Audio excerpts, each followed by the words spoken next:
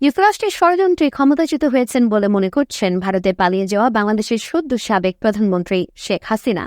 তার এই বক্তব্য প্রকাশ করেছে ভারতের সংবাদ মাধ্যম দ্য প্রিন্ট। নিজের মতামতের পাশাপাশি দলীয় নেতাকর্মীদের হতাশ না হয়ে মনোবল অটুট রাখার নির্দেশনা দিয়েছেন তিনি। জানিয়েছেন দেশে ফিরবেন শীঘ্রই। বিস্তারিত মেহরাব হোসাইন খানের ডেস্ক রিপোর্টে। দেশ ছেড়ে ভারতে আশ্রয় নেওয়ার পর থেকে নীরবই ছিলেন সাবেক প্রধানমন্ত্রী শেখ হাসিনা। তার দলের নেতাকর্মীদের কেউ পালিয়ে গেছেন, কেউ আত্মগোপনে।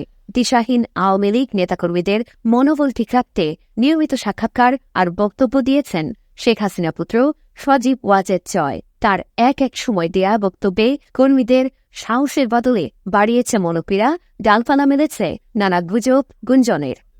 নেতাকর্মী, আমাদের আওয়ামী লীগের নেতাকর্মীদের উপর হামলা চলছে, অনেকে হত্যা করা হয়েছে।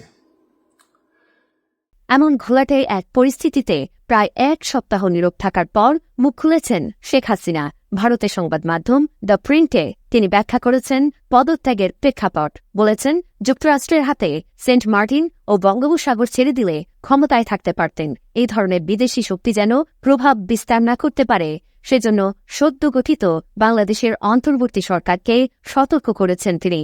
৭ জানুয়ারির জাতীয় নির্বাচনের আগে শেখ হাসিনা এক শ্বেতাঙ্গের কাছ থেকে একটি প্রস্তাব পাওয়ার দাবি করেন। ২০২৩ সালের ২১ জুন বলেছিলেন, প্রস্তাব মতো বিমান ঘাঁটি করার অনুমতি দিলে ক্ষমতায় থাকতে অসুবিধা নেই। পদত্যাগের কারণ ব্যাখ্যা করতে গিয়ে শেখ হাসিনা বলেছেন, ছাত্রদের প্রতিবাদ কর্মসূচিতে হামলায় লাশের মিছিল আর সহ্য করতে পারছিলেন না।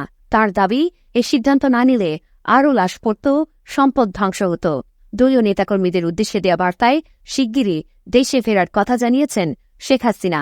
দাবি করেন, নিজে হেরে বাংলাদেশের জনগণকে জিতিয়ে গেছেন।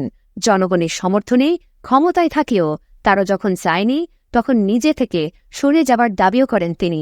দেশে থাকা নেতাকর্মীদের মনোবল না হারানোর অভয় দিয়ে বলেছেন, আওয়ামী লীগ বারবারই উঠে দাঁড়িয়েছে।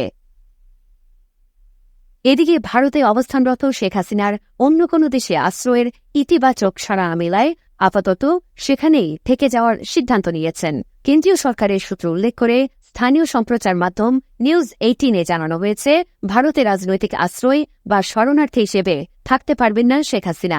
তাকে থাকতে হবে ভিসার অনুমোদন প্রক্রিয়া মেনে। আপাতত তাঁকে নয়াদিল্লির কাছেই কোনো সেফ হাউসে রাখার ব্যবস্থা করেছে ভারত সরকার।